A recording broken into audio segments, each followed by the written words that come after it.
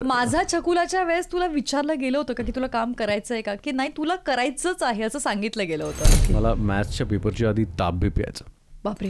तर 8:30-9ला तिचा मला फोन येतो, ओके. दादा मी झोपते, गोष्ट सांग, एक नवीन गोष्ट, पण ती भूताची गोष्ट पाहिजे. हा बापरे, मी कॉलेजमध्ये कॉपी करताना पकडलं गेलं होतं. तो किस्सा सांगतो. अचानक मला कधी आवाज यायला लागला, where is your paper, where is your paper. मी वर बघून बघितलं तर प्रोफेसर त्या सचिनच्या बाजूला उभा. तो बिचारा टॉपर रे. नमस्कार, मी आहे आरजे शशि शोनाली आणि आज स्टार्स कट्ट्यावरती आपल्यासोबत आहे, टॅलेंटेड आहे, गुणी आहे, त्याचबरोबर तो ना खूप हळवा आहे असं मला नेहमी वाटतं त्याच्याशी बोलत असताना. आदिनाथ कोठारे आहेत आपल्यासोबत. आदी, माझ्या शोवरती तुझं अगदी मनापासून स्वागत आहे. मला असं वाटतं की तुझा जो डेब्यू चित्रपट होता झपाटलेला, राईट, म्हणजे तसा पाहिला तर बालकलाकार म्हणून तू माझा पहिला यशस्वी चित्रपट झपाटलेला असं म्हणू शकतो आपण. पहिला यशस्वी चित्रपट झपाटलेला, कारण की माझा छकुलाने तू डेब्यू केलं होतं बालकलाकार म्हणून, पण तुझी आणि माझी ओळख मला आठवतीये की झपाटलेला 2 लॉन्च झाला होता. मला एक सांग की माझा छकुलापासून सुरुवात केली. माझा छकुलाच्या वेळेस तुला विचारलं गेलं होतं का की तुला काम करायचं आहे का, की नाही तुला करायचंच आहे असं सांगितलं गेलं होतं? मला खरं तर आठवत नाही, बट तो किडा होताच ग. मला वाटते तुला माहिती, तुझी आजही ओळख माझा छकुला म्हणतात तुला. हो, म्हणजे अर्थातच. आणि तेव्हा लहान होतो यार, मी 4थीत होतो. आणि अर्थात मी माझ्या वडिलांचे सिनेमे बघत आणि त्यांना ॲडमायर करत, त्यांचं काम सेटवरचं डिरेक्शन बघत मी मोठा झालो.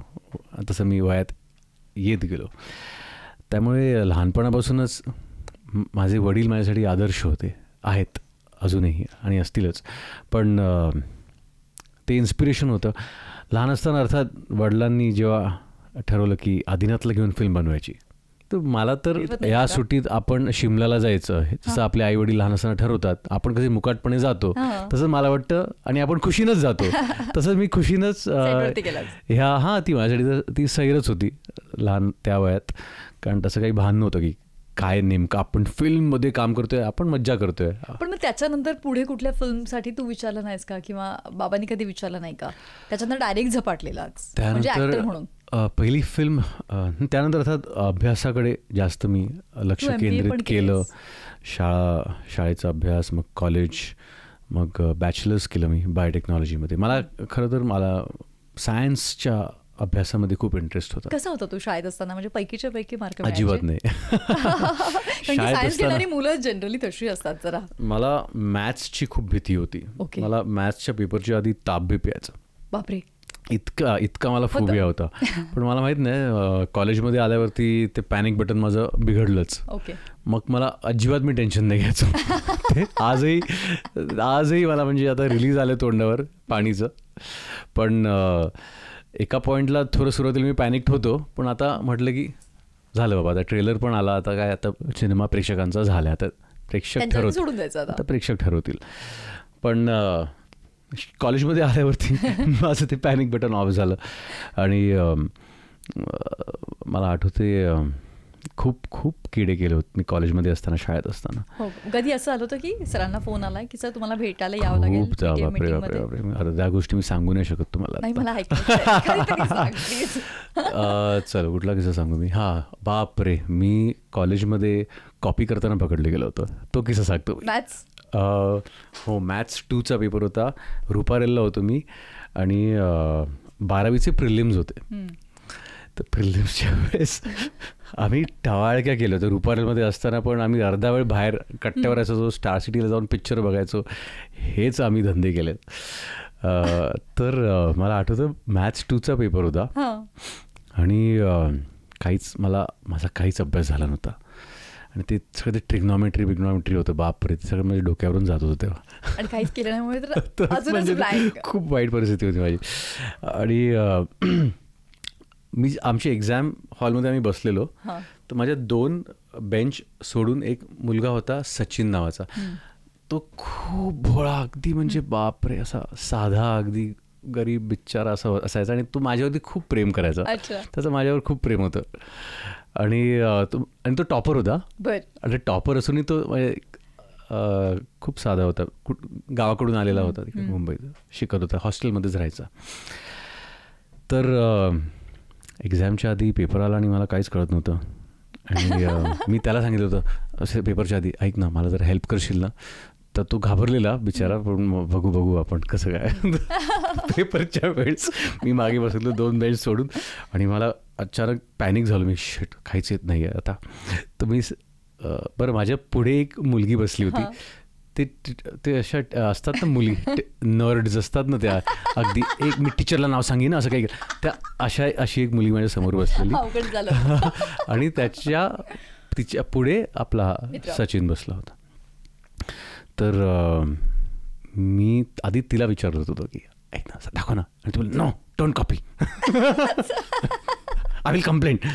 बरं बाबा. तर मी इतकं असं मी बघत होतो, सचिन असं करत होतो. सचिनची नजर गेली मागे अशी, मला पेपर टू मध्ये मदत कर. तर तो बोलला काय करू बरं. तर बिचारीने धाडस केलं. तर त्यांनी त्याचा पेपर 2 मला, पेपर 1 2 पेपर होते, पेपर 1 पेपर 2. तर पेपर 1 त्यांनी केला होता, आणि त्यांनी एक काम केलं, मी कसं तुला दाखवू की मला पेपर पाठव. मी ते सांगितलं खालून टाकल. मुलांनो हे अजिबात करू नका, मी उदाहरण म्हणून सांगतोय, हे काय केलं नाही पाहिजे आयुष्यात, हे ऐका जरा. तर मी सांगितलं सचिन पेपर पास कर.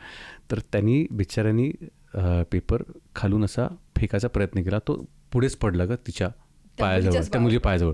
तर आता अरे देवा. आणि तो आमचा एक्झामिनर राऊंड्स घेत होता. तर मी त्या मुलीला सांगितलं ऐक ना तू पेपर पास कर. नो. तो असा राग आला मग तिचा. बोला प्लीज पास कर पेपर. तर तिने फक्त असं एक असं पायाने असं लात मारलं पेपरला, आणि पेपर असा कुठेतरी जवळ आला तिकडे थोडाफार.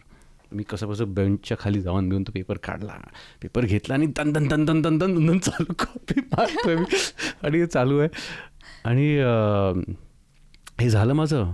मग दुसरा पेपर, मग दुसरा पेपर, मग तो त्यांनी पाठवला, तो पण मी असा घेतला. चालू आहे माझं, कॉपी चालू आहे. आणि आता शेवटचे 5 मिनिटं राहिली आहेत, आणि काहीतरी ते एक्स्ट्रा शीट्स आणि ते स्ट्रिंग्स बिंगसाठी ते सगळे ते राऊंड बिऊंड चालू असतात, टाय पेपर्स हे ते सगळं चालू असतं. तर मी लिहितोय, मी माझं फुल स्पीड कॉपिंग चालू आहे, कट लिहितोय. अचानक मला काहीतरी आवाज यायला लागला, where is your paper, where is your paper. मी वर बघितलं तर प्रोफेसर त्या सचिनच्या बाजूला उभा होता. तो बिचारा टॉपर रे, त्याच्या बाजूला उभा होता. आणि मला टेन्शन आलं. मी त्याकडे बघतोय, आणि ती पण माझ्याकडे बघायला लागली, ती मुलगी माझ्यासमोरची. माझ्याकडे असं डोळे वाटारून माझ्याकडे बघायला लागली. तर तोच बिचारा Sachin, where is your other paper. तर मी तो पेपर घेतला पटकन, त्याचा माझ्याकडे होता, आणि मी फेकला खाली तिकडे बेंचच्या सपकन तिकडे. आणि मी ते सांगितलं जरा लात मार ना, तिकडे पुढे जा, पेपर ढकल. ती बोले नो मी नाही करणार. तिची पेटलीच होती ती. आणि तो पेपर तिकडे साईडला पडला. तर मी फक्त ओरडलो, सर तो पेपर तिकडे खाली पडला, त्याला माहीत नव्हतं. असं उगाच खोटं बोलायचं, ॲक्टिंग. तर प्रोफेसर बोलले तिकडे कसा गेला तुझा पेपर. तो बिचारा, तो सचिन काहीच नाही बोलला गं. म्हणजे तो असं, आणि नाही कोणच काही नाही बोललं. तो सचिन बिचारा, आणि तो कम आउट, आणि त्याला बाहेर खेचून दिला. मी पेपर तिकडे कसा गेला, आणि त्याला विचारलं, बाहेर उभं करत होते.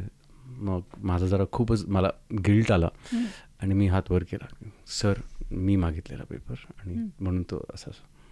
मग त्यांनी मला बोलवलं, पण आम्हाला दोघांनाही बाहेर काढलं, आणि व्हाईस प्रिन्सिपलकडे दिला आम्हाला. पण आम्ही जरा सॉरी बिरी बोलून आम्हाला ते फार काही जास्त शिक्षा, ते प्रिलिम्स होते म्हणून जरा हा, म्हणजे घरापर्यंत मला आठवत नाही, कदाचित झाले असेल. पण 1-2 प्रोफेसर जरा चांगले होते तिकडे, त्यांना दया आली असणार, बाबांचे फॅन असतील माहित नाही मला. पण हो, पण जरा आम्ही ते वाचलो, म्हणजे ते जरा नमत्यावरती थरथराट सगळं. अरे बापरे. पण पकडलो गेलो, आणि परत कानाला खडा लावला मी की आयुष्यात परत कॉपी नाही करणार बाबा. कारण म्हणजे त्याचे तोही बिचारा रडकुंडीला आला होता, आणि मलाही असं खूप वाईट वाटलं, खूप गिल्ट आला मला त्यानंतर परत कधीच मी कॉपी नाही केलं. पण तर हा किस्सा सांगण्याचं उदाहरण ह्याचं, किंवा ह्याचं कारण हे होतं की लाईफमध्ये कॉपी करू नका. भले कमी मार्क मिळतील, फेल व्हाल, पुन्हा प्रयत्न करा, पण जेव्हा तुम्ही स्वतःच्या हिमतीवर पास व्हाल, ती जी मजा आहे ती वेगळीच असते. मला आता एक गोष्टी तुझ्याकडनं जाणून घ्यायची आहे. कलाकार, दिग्दर्शक, निर्माता, वेगवेगळ्या भूमिकांमध्ये जाताना वडील बरोबर. तुझं आणि तुझ्या डॅडाचं जसं नातं आहे, जिजाचं आणि तुझं नातं कसं आहे? म्हणजे तिने पाहिलं तुझं माझा छकुला, दाखवलंयस तिला? नाही, खरं तर तिने बघितलं आहे, पण तिने असं सलग नाही बघितलंय, पण बघितलं पाहिजे. कॉन्व्हर्सेशन मधून मला असं वाटतं की ती पण खूप डीप विचार करणारी आहे. म्हणजे तिच्या वयाच्या मानाने ती खूप जास्त मॅच्युअर्ड आहे, खूप पुढे आहे ती वयाच्या. आणि ती स्वतः गोष्टी बनवते आता. इनफॅक्ट मी जेव्हा रात्री तिला गोष्ट सांगत असतो, बरं आमचा रोजचा कार्यक्रम ठरलेला असतो, रोज रात्री झोपताना मी कुठेही बाहेर असेन, मी आता प्रमोशनला जरी असेन तर 8:30-9ला तिचा मला फोन येतो, जरा मी झोपते, गोष्ट सांग. आणि मग एक नवीन गोष्ट, पण ती भूताची गोष्ट पाहिजे, त्यात रंजकता हवी, त्यात थरार हवा प्रॉपर. आणि ते अरे बापरे. आणि ती लेवल पण भूताच्या भीतीची, म्हणजे आम्ही साधेसे चिल्ड्रन्स हॉटेल ट्रान्सिल्व्हेनिया बिनिया मला काय फरक नाही पडत, आम्हाला कॉन्ज्युरिंग लेवलच्या गोष्टी लागतात. हो हो. आणि त्या आम्हाला बघायला आवडतात. तुला काय वाटतं की तिच्यामध्ये तिच्या ओव्हरऑल, म्हणजे तू बघतोय तिला मोठी होताना, तर ऍक्टिंग कडे ती वळू शकते की ती पण असं स्टोरी टेलिंग, डिरेक्शन, सगळं त्याच्यात सगळे गुण आहेत. मला असं वाटतं की आजोबांचं पण नाव ती मोठं करेल अशी असणार ती. कारण आत्ता मुंजा आला सिनेमात, खूप आवडला तिला. ती मुंजाचा आवाज काढून बिडून मला दाखवते. हो, मुंजाच्या आवाजात माझ्याशी फोनवर बोलते. मग गाते पण ती आता, ती गाणं शिकते. आणि मला असं कळलं की पाणीच्यासाठी तिने स्पेशल स्टेप्स केल्या. हो, तिने पाणीचं टायटल ट्रॅक जे आलाय शंकर महादेवांनी गायलंय, तिने मला सांगितलं की डॅडा, मी आणि माझ्या फ्रेंडनी आम्ही स्टेप वर्कआउट केली आहे. वा. तर ती आता मी रेकॉर्ड करणार आता बॉम्बेला गेल्यावर. बरं, मला आता हे सांग की वेगवेगळ्या भूमिका जगत असताना खऱ्या आयुष्यामध्ये वडिलांची भूमिका जेव्हा तू निभावतोय तेव्हा काय तुझ्यासाठी लर्निंग्स आहेत? आय थिंक सगळ्यात मोठं लर्निंग म्हणजे आपण जे आपल्या मुलांना शिकवायचा प्रयत्न करत आहोत, किंवा त्यांना आपल्या जर ते एका पर्टिक्युलर पद्धतीनं वागायला हवे, तर त्यासाठी आपण तसे वागलो पाहिजेत. आपण I think it is important to practise before you preach. कारण लहान मुलं असतात ती बर्फाच्या गोळ्यासारखी असतात, आणि तो जो रंग तुम्ही त्यात टाकाल ते ॲब्झॉर्ब करतात, आणि तो रंग ते ॲब्झॉर्ब तुमच्याकडून करतात. म्हणजे ते लहान मुलांना आपल्या आईवडिलांना कॉपी करायला खूप आवडतं. म्हणजे मी जर पुस्तक वाचत बसलो असेल तर ती पण पुस्तक वाचायला घेईल. जर मी टी व्हीवर वेबसिरीज बघत बसलो तर तिला पण टी व्ही बघायचा असेल. मी जर चॉकलेट खातो मग तिला पण चॉकलेट खायचं आहे. तर त्यांना एक जे ते टिपत असतात, आणि ते आपल्याला बघून आपल्याकडून शिकत असतात, आपल्याही नकळत अनेक गोष्टी पिकअप करत असतात. त्यामुळे जर तुम्हाला काही आपल्या मुलांना चांगल्या हॅबिट्स पिकअप करायच्या हव्या असतील, त्यांनी काही चांगल्या हॅबिट्स पिकअप कराव्या, तर त्या हॅबिट्स आधी तुम्ही प्रॅक्टिस करा. त्यामुळे ती जबाबदारी नीट सांभाळून आपण निभावली पाहिजे. लवली. की बाबांनी चित्रपट ब्लॉकबस्टर देऊन, हाऊसफुल थिएटर करून तो एक इतिहास रचलेला आहे. तूही तीच परंपरा पुढे चालवशील हीच आमची शुभेच्छा. खूप खूप धन्यवाद. थँक्यू.